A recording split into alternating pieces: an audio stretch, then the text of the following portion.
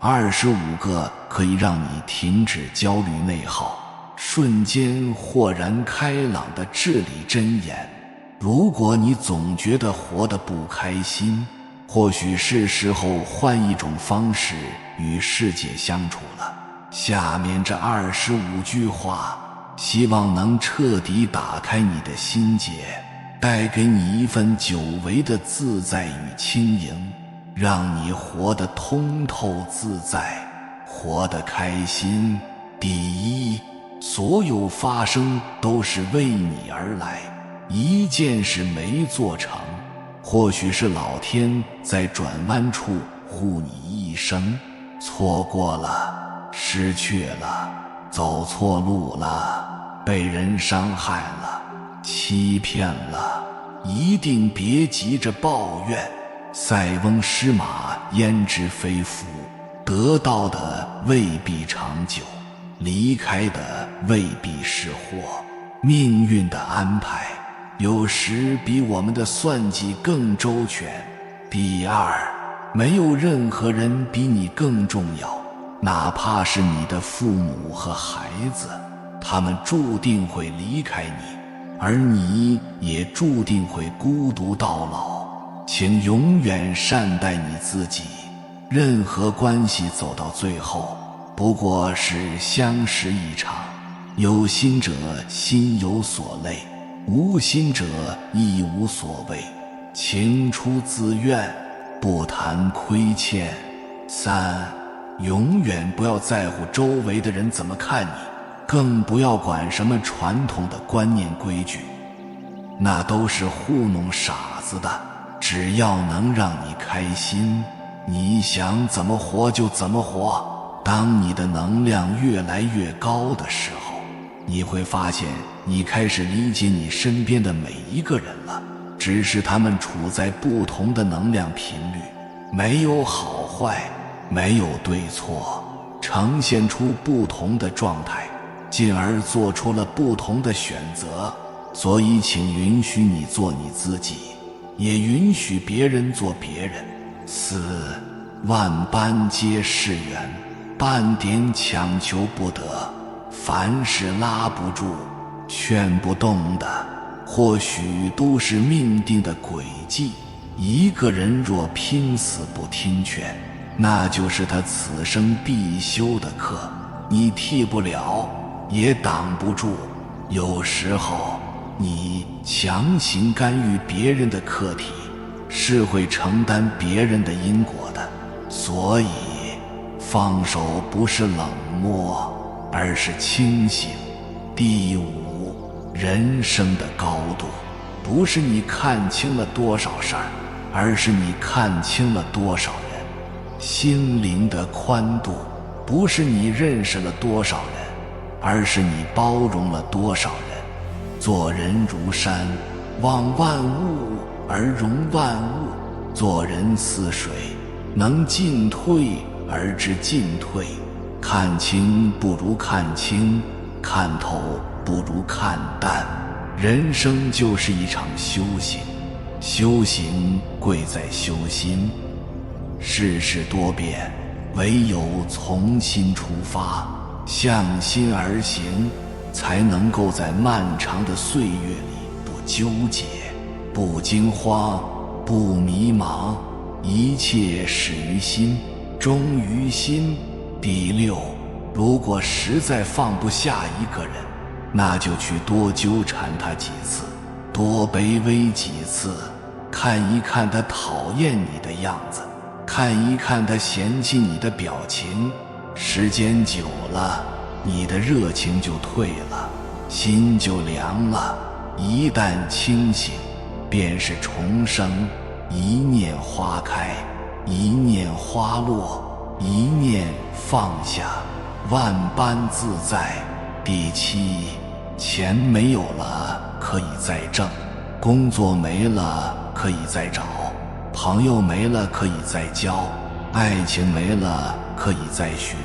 你这生来就赤身裸体，不管现在拥有什么，你都是赚了。水到绝处是瀑布，人到绝境是重生。半山腰总是很挤的，你得努力去山顶看一看。人生这道题怎么选都有遗憾，真正的强者是夜深人静的时候，把心掏出来，自己缝缝补补，睡一觉起来又是信心百倍。活着就要逢山开路，遇水架桥，睡前原谅一切，醒来便是重生。第8，宁愿10年做一件事情，也不要1年做10件事情。3年入行，5年懂行，10年成王。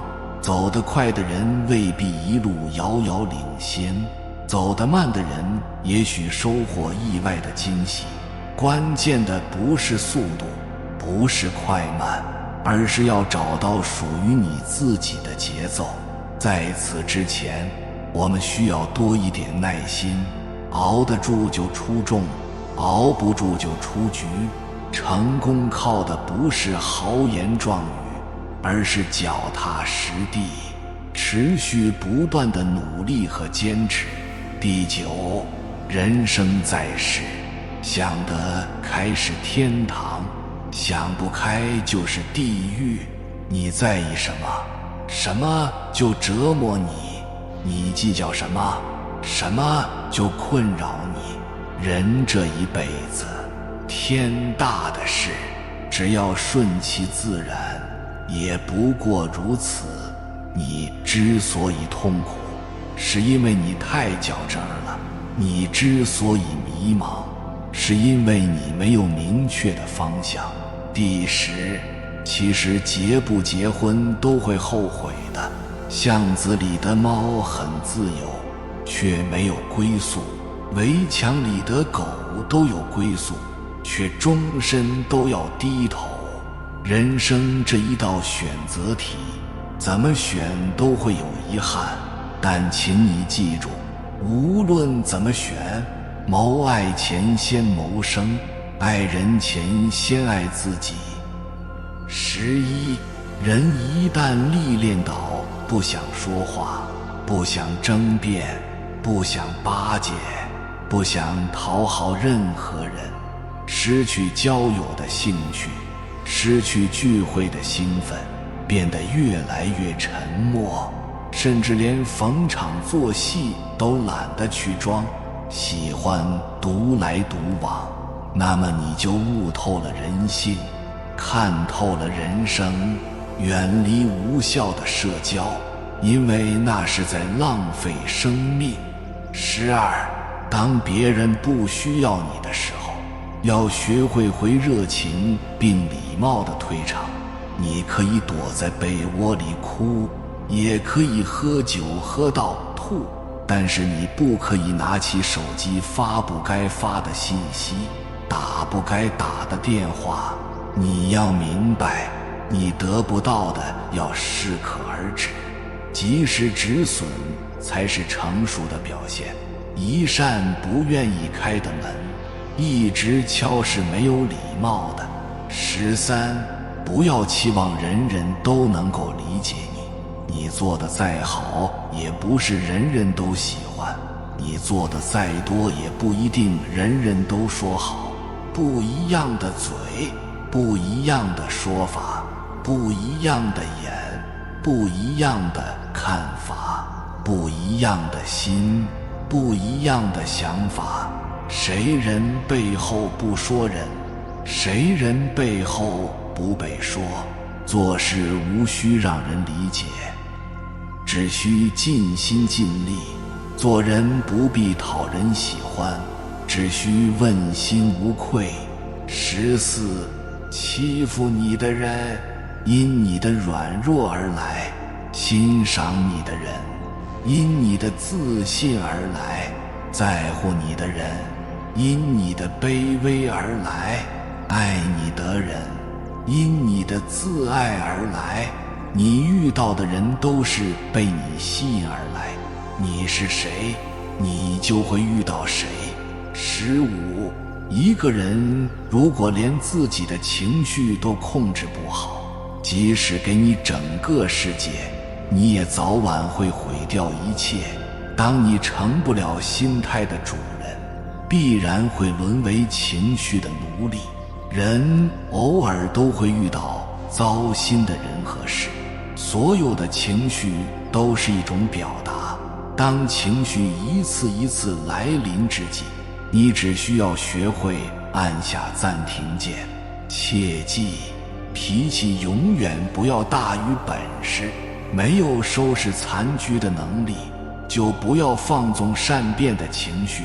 16，大起大落后，你会发现，你帮过的人不一定会帮你，但帮过你的人，他还会再帮你。泥泞识马，落难识人。一个人是真心是假意，不在嘴上，而是在心上。一份情是虚伪是实际，不在平时，而在风雨。17，烦躁的时候千万不要说话，也不要做任何的决定，安静地待一会儿。成年人的烦恼和谁说好像都不合适，要学会自我消化，想开，看开，放开，不为难自己，不盲目的较劲，尽力了就好。18，钱的背后是事，把事做到极致，钱自来，事的背后是人，把人做好了，事儿自然成。人的背后是命，把生命的纬度修好，自有好命。命的背后是道，有一颗助人的心就是正道。19，所有病的起因就是因为紧张，只要你全身不紧张，你大概不会得什么病。大家要知道，我们生理的疾病都是从紧张而来，可是你放松不了。为什么？因为很多事情你老搁在你的心里头，然后叫你提心吊胆，明明没有事，一天到晚在那里恐惧。20，事缓则圆，人缓则安。遇到不顺时，第一反应不是说话，而是停顿，缓一缓，让思绪沉淀，静能生慧。慌则乱步，很多时候慢才是最快的路。21，人是气死的，花是浇死的。凡是大病，必与情志有关，长期情志不遂，一定会催生大病。养生并不是一味的讲究吃什么喝什么的问题，养生养的其实是人生的格局，是人生的情怀。22，不要把自己活成一个落难者一样，急着告诉所有人你的不幸，你的经历在别人眼里就是一个笑话。成长本身就是孤立无援的过程，你要相信自己的人生必将灿烂，一切由心造就。一个人的人生就是他思维的产物，所谓心不换物，物不至。23，真正强大的女人，她需要失去4样东西：失去男人的依靠，失去过往的纠缠，失去曾经的付出，失去一切美好的幻想。24，选择一位比你优秀的人结婚，而不是找一个纵容你懒惰的人，为你买早餐，深夜给你买夜宵，把你照顾得无微不至。这些都不是稀缺的资源，真正稀缺的资源是对方的谈吐，对方的知识面，对方的商业视野，对方控制局面的能力，对方的情绪稳定。最佳的配偶是你人生战场的盟友，而不是保姆。25，你不会的东西，觉得难的东西，一定不要躲，先搞明白，搞精湛，你就比别人优秀。请相信的力量，选择一件事情，坚持去做，低头赶路，不问前程，会被越来越多的人看到。你的专注也会吸引越来越多同频的人。如果有一天你的努力配得上你的梦想，那你的梦想一定不会辜负你的努力。有缘人，如果你总觉得活得不开心，常常陷入无休止的焦虑与内耗，感觉生命像一团被缠住的线，剪不断，理还乱，那么或许不是世界出了错，而是你与世界相处的方式需要换一换了。下面这25句箴言不是空洞的鸡汤，而是能一针见血，直抵你心结深处的利刃。愿他们能为你剖开迷雾，带给你一份久违的自在与轻盈，让你从此活得通透，活得开心。第一，所有发生皆为你而来，一件事没做成，或许是老天在转弯处护你周全，错过了，失去了，走错路了，被人伤害了，欺骗了，一定别急着抱怨。有人会想，难道我被人欺骗，身受重创，也是为我好吗？这未免太阿 Q 精神了。这种想法是因为只看到了失，没看到得。塞翁失马，焉知非福。你以为失去的是一匹好马，殊不知它未来可能带回一群野马，也可能把你引向万丈悬崖。命运的安排有时比我们那点小聪明的算计要周全得多。你被欺骗，才会磨练出识人的慧眼；你受重创，才会生出坚不可摧的铠甲。那些杀不死你的，终将让你更强大。得到的未必长久，离开的未必是祸。所有你失去的，都会以另一种方式归来。第二，没有任何人比你更重要，哪怕是你的父母和孩子，他们也只是你生命某一段旅程的同行者，注定会以各种方式离开你，而你也注定会孤独到老。所以请永远把善待自己放在第一位。你可能会觉得，为了家庭，为了孩子，牺牲自己是伟大的。这是一种看似伟大，实则糊涂的自我感动。这就好比一架飞机遇到气流，氧气面罩掉下来时，广播永远提示，请先给自己戴好，再帮助身边的人。你自己都快窒息了，如何去拯救别人？你把自己掏空，给出的也只是疲惫和怨气。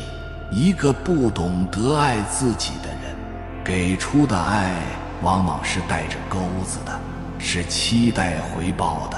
那不是滋养，而是捆绑。任何关系走到最后，不过是相识一场。有心者心有所累，无心者亦无所谓。情出自愿，事过无悔，不谈亏欠，不负遇见。第三，永远不要在乎周围的人怎么看你。更不要管什么传统的观念规矩，那都是糊弄傻子的。只要能让你开心，你想怎么活就怎么活。当你的能量越来越高的时候，你会发现你开始理解你身边的每一个人了，他们只是处在不同的能量频率。像收音机调到了不同的频道，接收着不同的信息，没有好坏，没有对错，只是呈现出不同的状态，进而做出了不同的选择。你听你的交响乐，他听他的摇滚，互不干扰，各自精彩。所以请允许你做你自己，也允许别人做别人，这是一种极高的智慧和慈悲。第四，万般皆是缘，半点强求不得。凡事拉不住、劝不动的，或许都是命定的轨迹。一个人若拼死不听劝，那就是他此生必修的课，你替不了，也挡不住。有人会问，眼睁睁看着亲人朋友走弯路，难道就袖手旁观吗？这不是太冷血了吗？这恰恰是对因果最大的无知与傲慢。你以为你在渡他过河，实际上是跳进了他个人的业力激流里。每个人的命运就像一艘船，有的人船上装着沉重的石头，注定要沉一次才能学会游泳，这是他的功课。你非要跳上他的船，想帮他把石头扔掉，结果只有一个，连你带船一起被业力的漩涡卷进去。他的功课没做完，你反而替他背了一身本不属于你的债，这根本不是爱，这是在干扰天道，是拿自己的福报去填别人的坑。所以放手不是冷漠，而是清醒。第五，人生的高度不是你看清了多少事，而是你看清了多少事。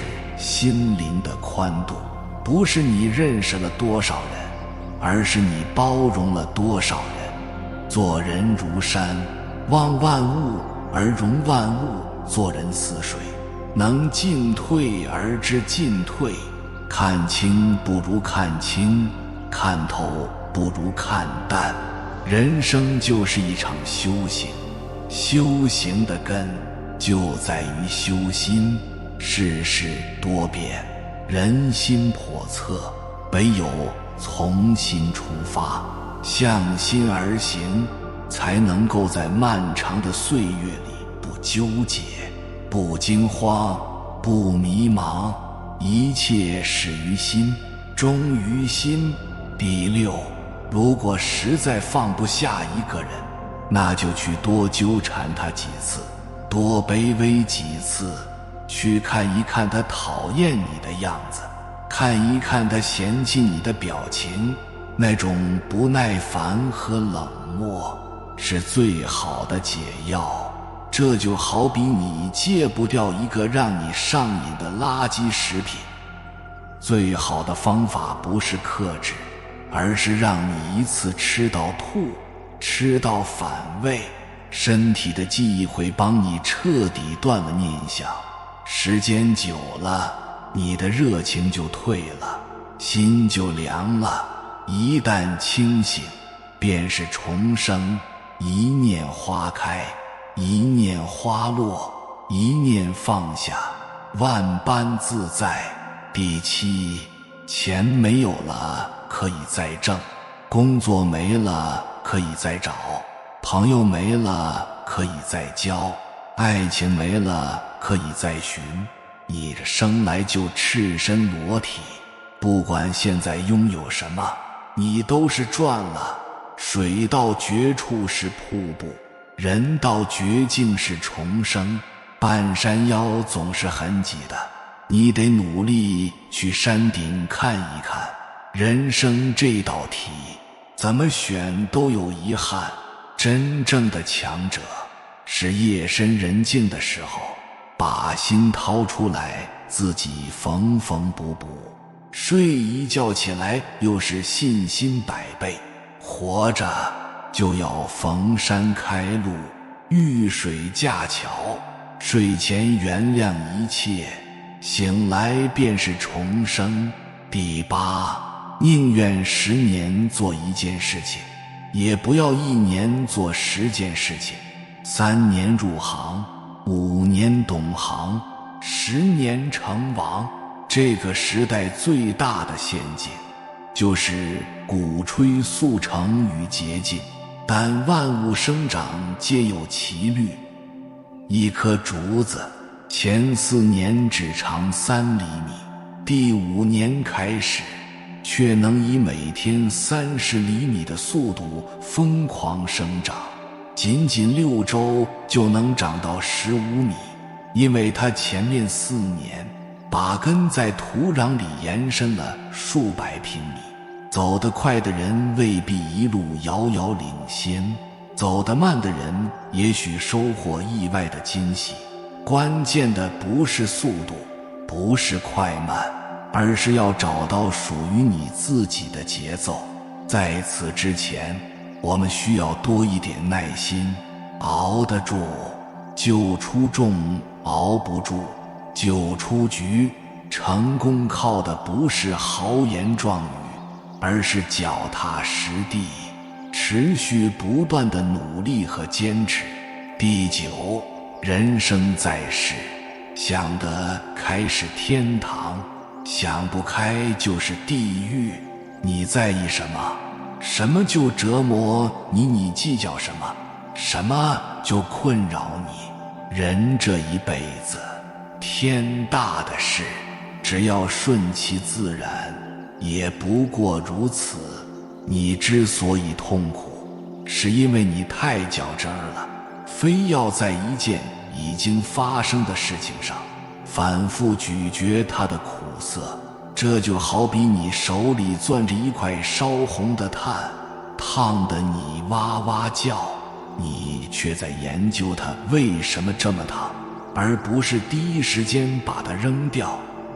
你之所以迷茫，是因为你没有明确的方向。站在十字路口，既想要东边的风景，又羡慕西边的繁华。第10，其实结不结婚都会后悔的。巷子里的猫很自由，却没有归宿；围墙里的狗都有归宿，却终身都要低头。人生这一道选择题，怎么选都会有遗憾。世上安得双全法，不负如来不负卿。但请你记住，无论怎么选，谋爱前先谋生，爱人前先爱己。自己的屋檐才好躲雨，靠自己挣的钱花起来才硬气。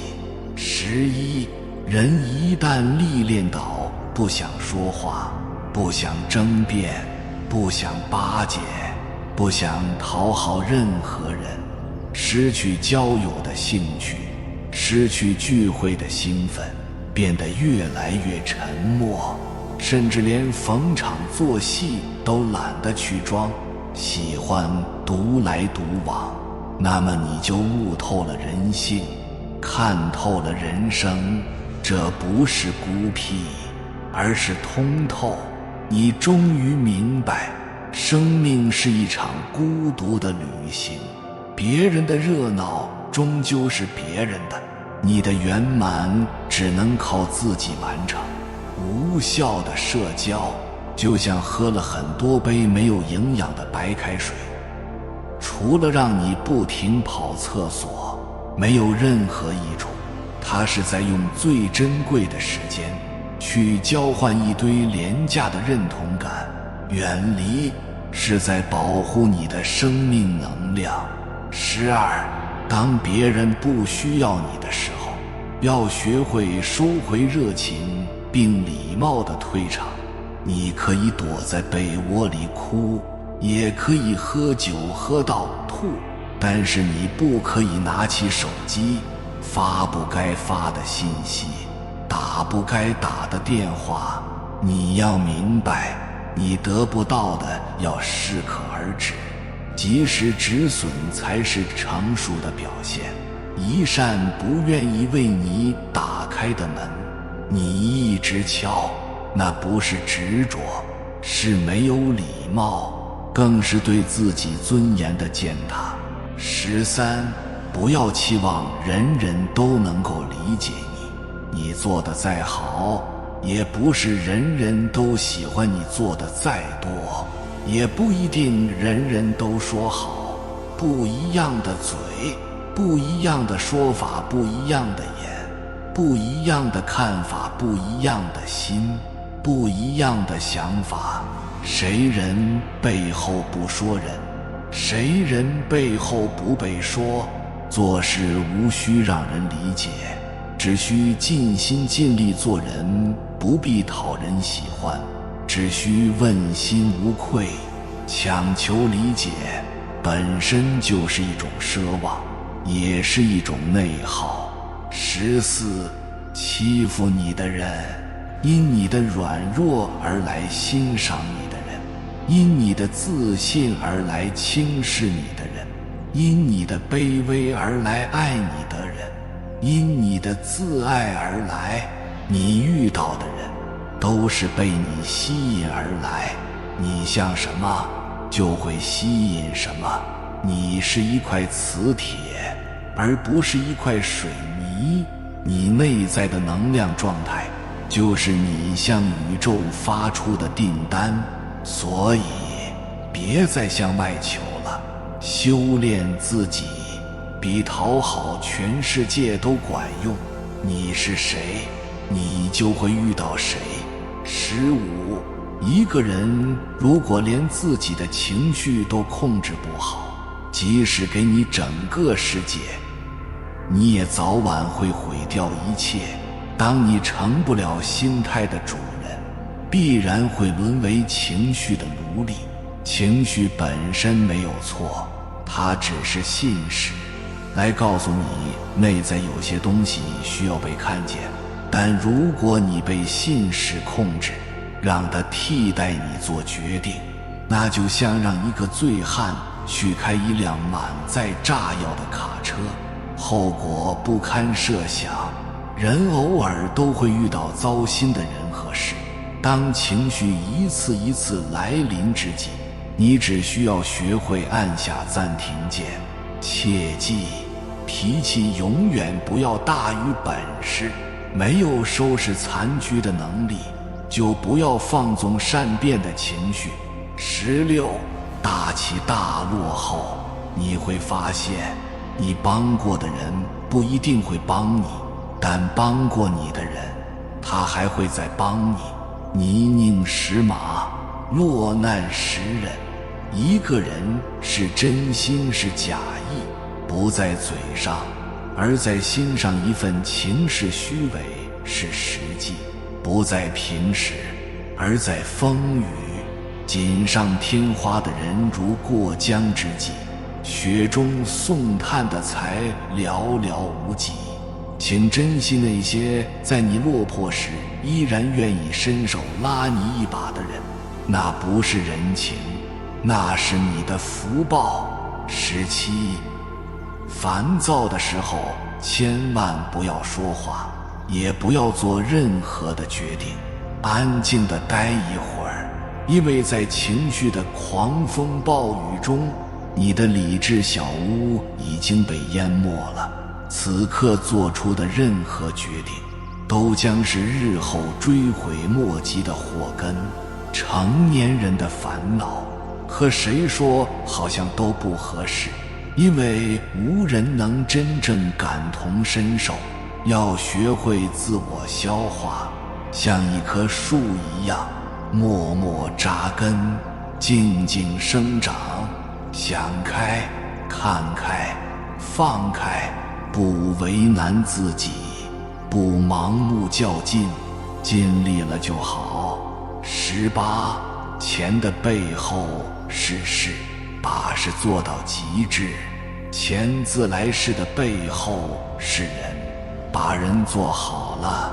是自然成人的背后是命，把生命的维度修好了。自有好命的背后是道，有一颗助人的心，走的就是正道。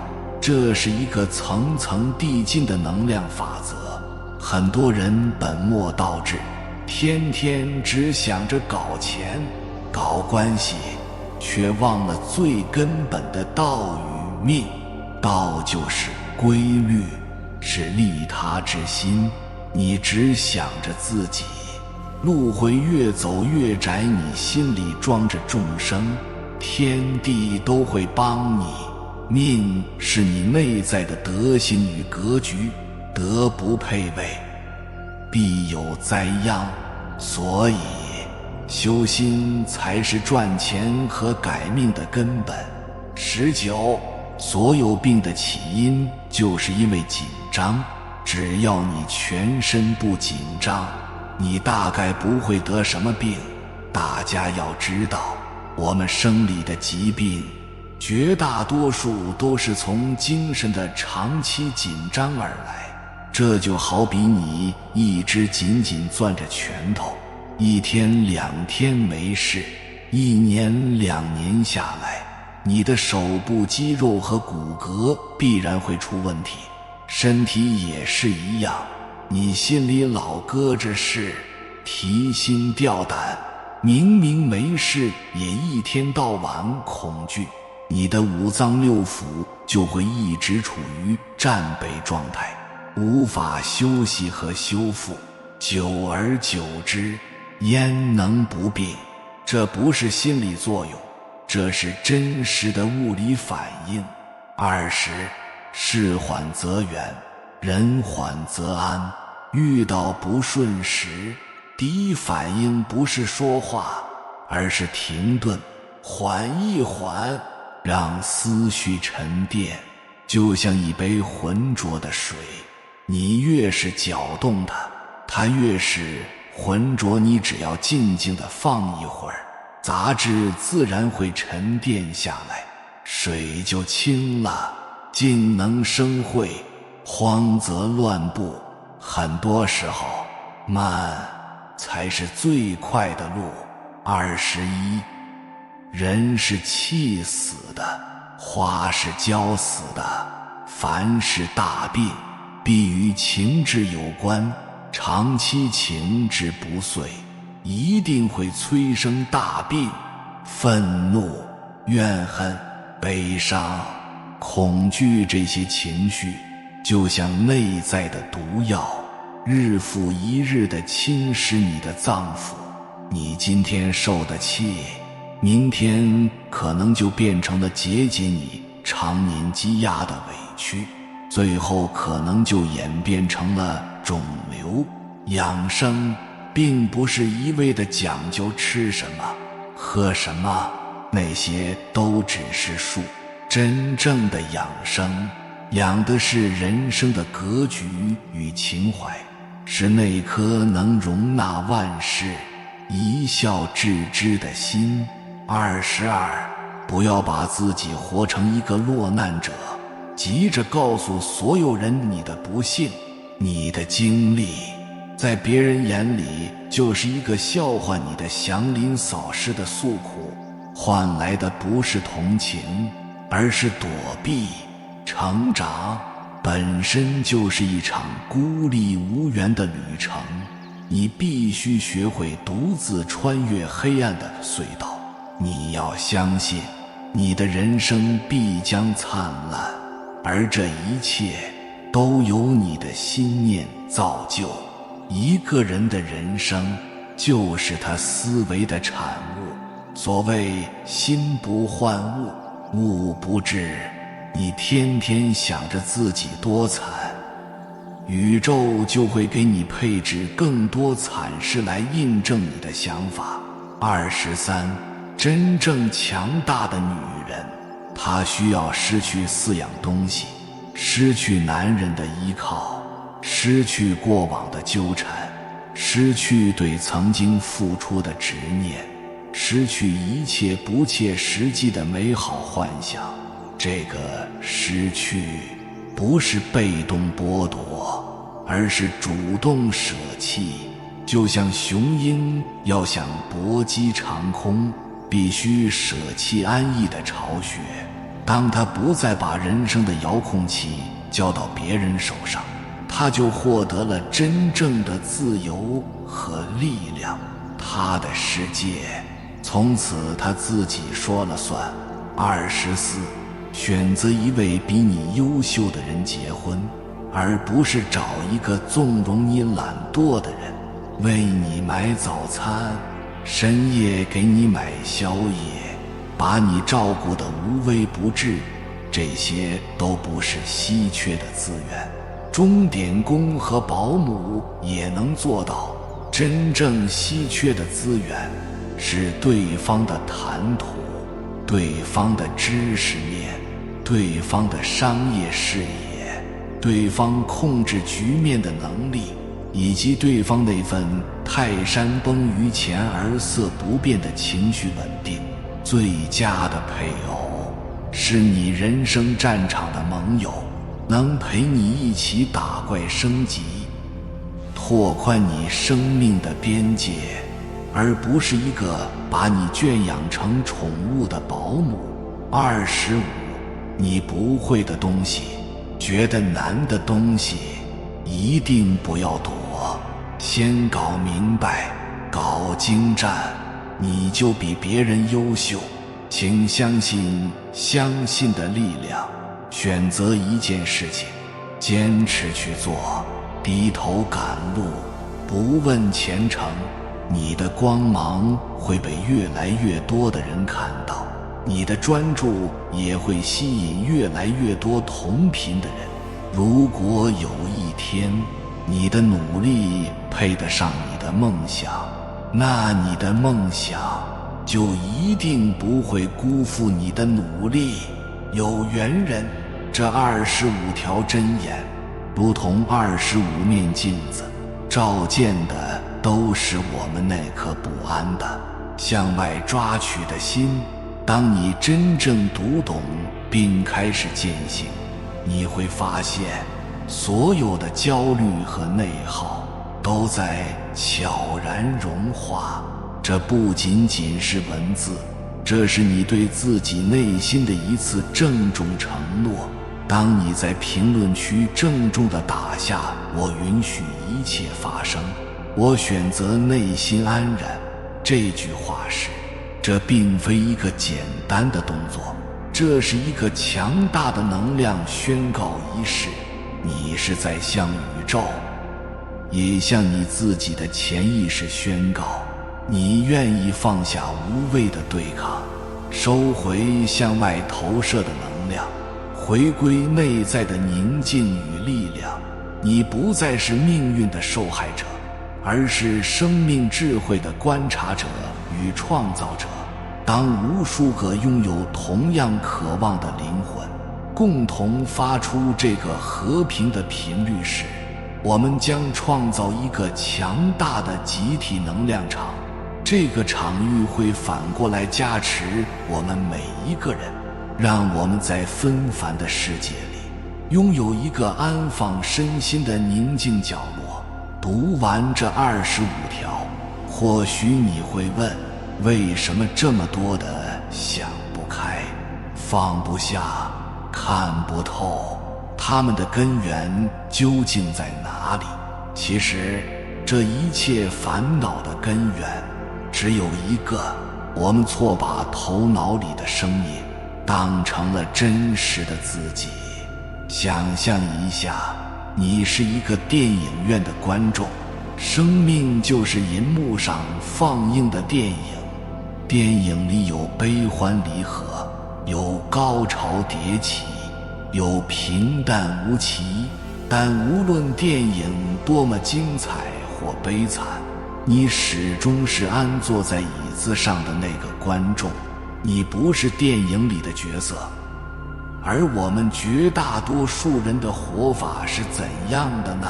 我们从观众席上跳了起来，一头扎进了银幕里，与电影里的角色合二为一。我们跟着他笑，跟着他哭，为他的得失而狂喜或崩溃，完全忘记了自己只是一个观察者。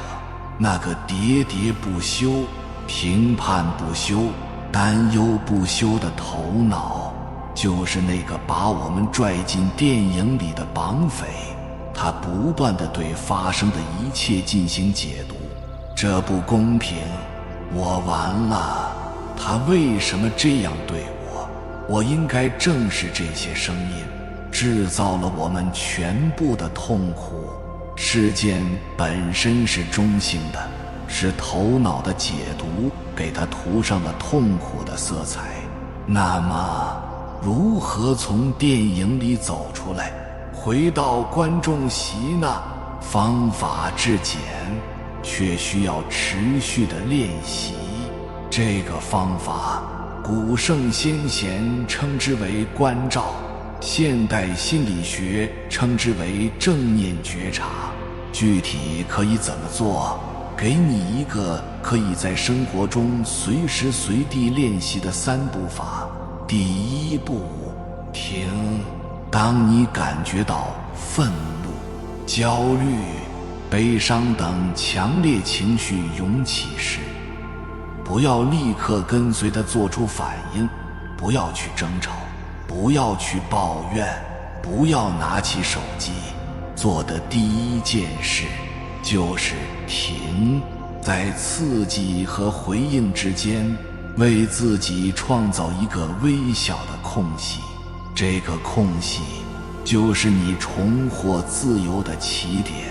第2步，看，把注意力从外部的人和事转回到你的身体内部，去看，去感受这个愤怒的能量在身体的哪个部位？是胸口发紧，还是胃里灼烧？它是什么形状？什么颜色？只是看着它，感受它，像一个好奇的科学家在观察一个新奇的现象。不要评判它，我不该生气，不要分析它，都是因为它，仅仅是看着。第3步，随。当你这样不带评判地看着它时，你会发现一个奇迹。这个情绪能量就像天空中的一片乌云，它会自己飘过来，停留一会儿，然后自己飘走。你不需要驱赶它，它有自己的生命周期。你唯一要做的就是允许它来，也允许它走。你只是天空，而不是那片云。这个停、看、随的练习，就是出离头脑游戏的法门。每一次练习都是在削弱头脑对你的控制力，都是在增强你作为觉知本身的力量。当你练习的多了，你会发现你依然会遇到生活中的风雨，但它们再也无法轻易打湿你的心。你活在世界上，但世界活不在你心里。你能清晰地看见念头的来去，情绪的起伏，但它们就像河水流过，而你是岸上如如不动的磐石。这就是真正的解脱，是这25条箴言最终指向的彼岸。不是要你拥有更多，而是让你看清你本就圆满，无需任何外物来证明。你就是那片宁静的天空，一直都在。有缘人，感谢你看到最后。如果今天的影片对你有所帮助，请按个赞给我响应。还没有订阅频道的，请点击右侧的订阅按钮，与我们建立更深的连接。随缘加入会员，与同频之人共修福报，随喜转发，传播善知识，功德无量。